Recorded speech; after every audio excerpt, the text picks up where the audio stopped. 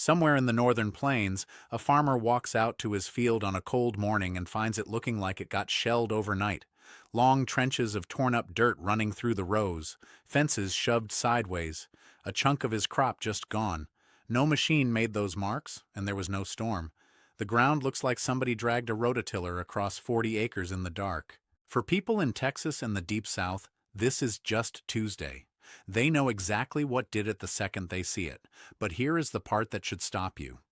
That kind of damage is showing up farther and farther north every single year, in places that were never supposed to have this problem. And there is a population sitting right on the other side of the Canadian border that the experts will tell you flat out is almost impossible to stop now. So if you live somewhere they have not reached yet, what you do in the next couple of years actually matters. Let me show you why. Because almost everything most people believe about how to handle this is backwards. The animal we are talking about is the feral hog. Wild pig, wild boar, razorback, call it whatever you want. There are somewhere around 6 million of them in the United States right now. And depending on which survey you trust, they have been reported in anywhere from 35 to over 40 states. They cause more than $2 billion in damage a year, and some of the newer research puts that number closer to 3. Texas alone eats something like $871 million of that, and one analysis pegged the Texas population at nearly 3 million animals all by itself. And if you hunt, here is the part that should bother you most. These pigs are not just a threat to crops, they are a threat to the game you actually care about.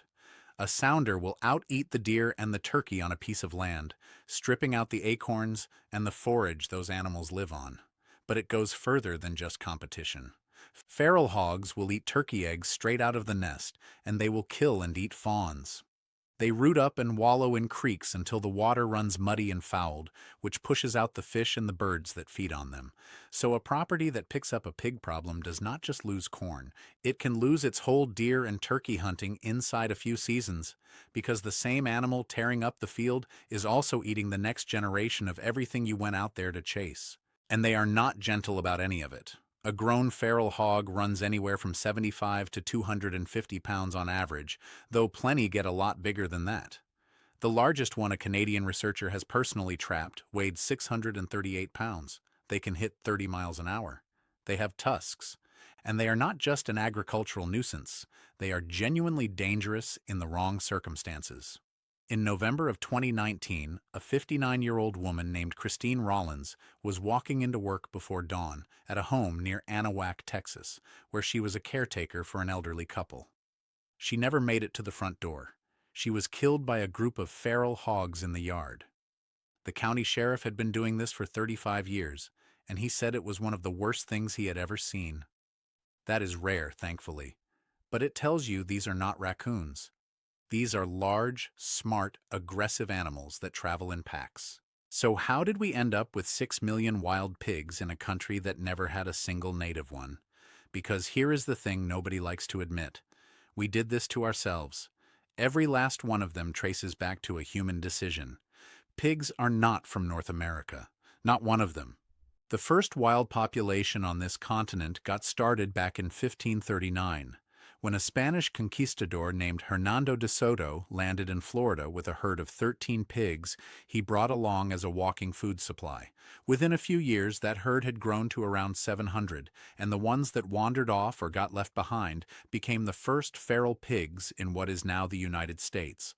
So in a very real sense, a few escaped Spanish breakfast hogs from almost 500 years ago are the great-great-grandparents of the animal tearing up that field this morning.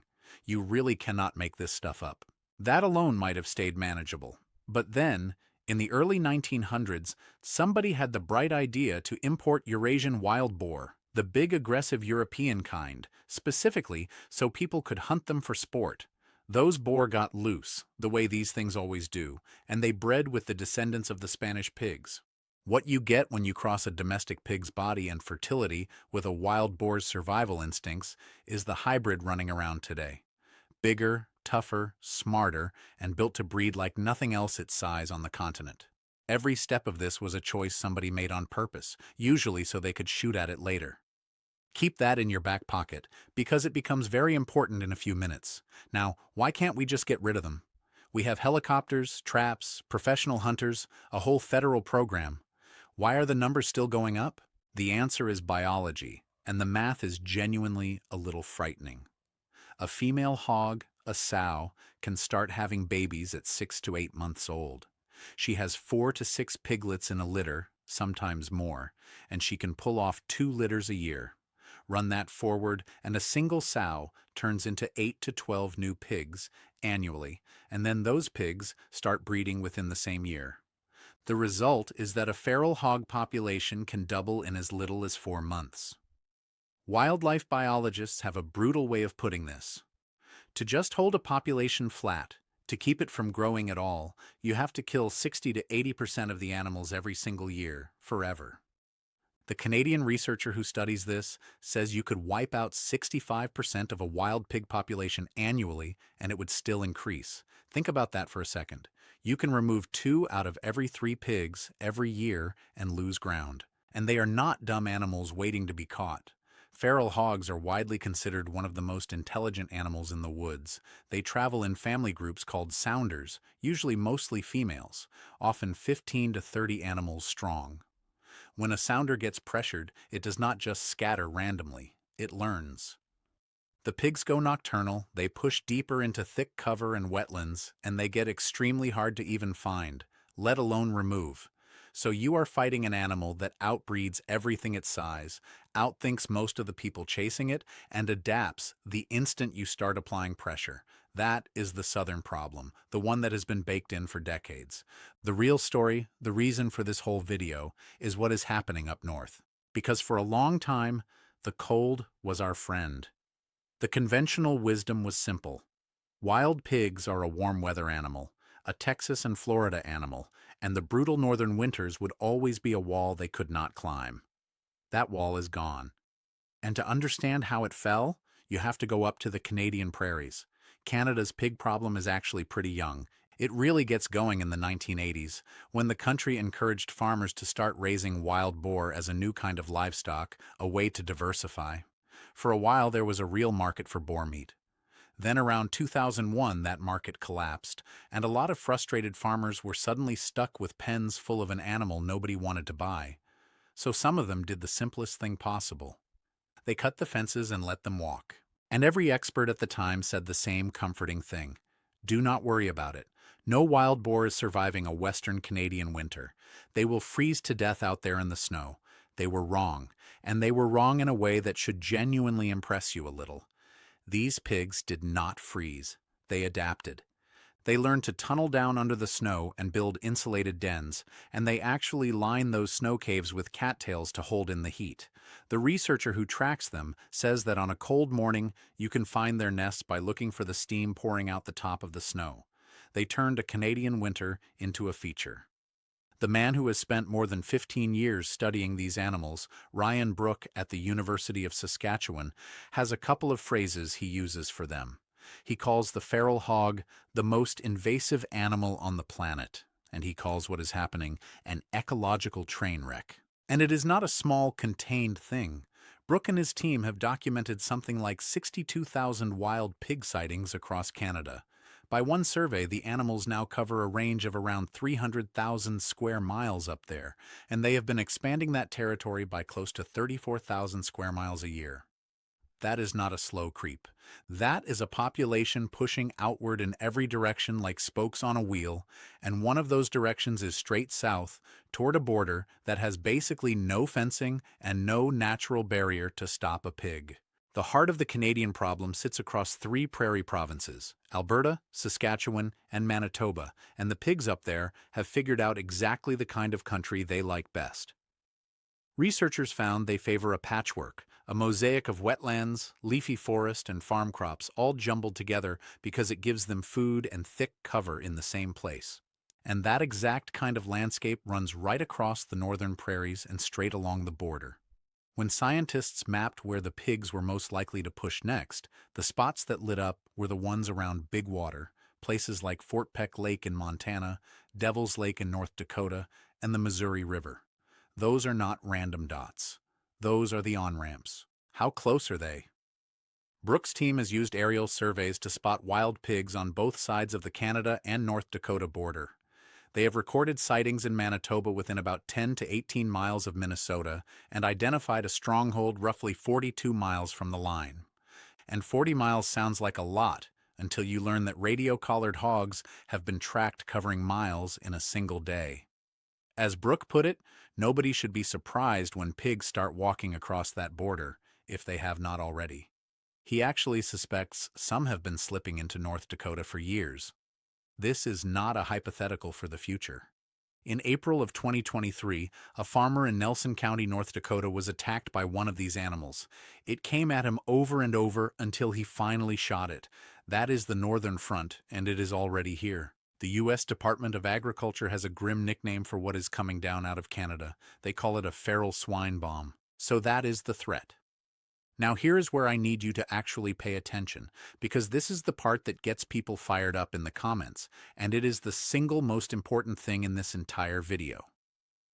The way most people instinctively want to fight wild pigs is the exact thing that makes the problem worse. You see a wild hog on your land, your gut says, shoot it.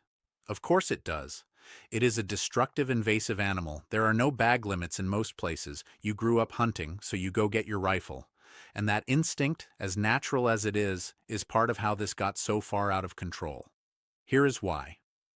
The success rate for actually hunting these things is somewhere around 2 to 3%.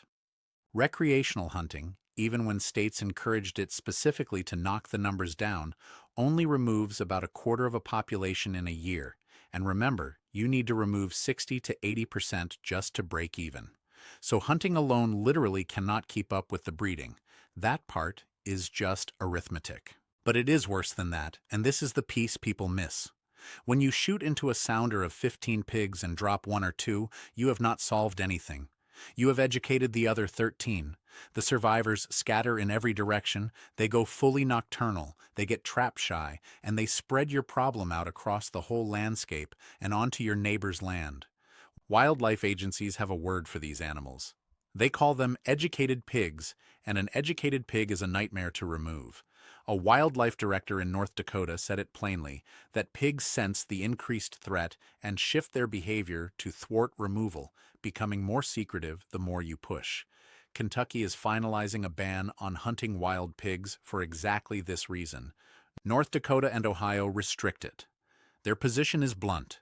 Please do not shoot the wild pigs, because every pig you spook is a pig the professionals now cannot catch. And then there is the worst part, the thing that is actually driving the geographic spread more than anything the pigs do on their own. People love hunting them. They love it so much that they have, for decades, illegally trapped wild hogs and hauled them in the back of pickup trucks to new areas to start fresh hunting populations. That is not a fringe theory. In Kentucky, wildlife officials say the data shows their wild pigs arrived by truck and trailer, dumped out for recreational hunting. A pig cannot drive across 3 states. A person with a trailer and a bad idea can move them anywhere, overnight. The pigs walking down out of Canada are one problem. The pigs teleporting hundreds of miles in a livestock trailer because somebody wanted a weekend hunt are how this thing jumps the map.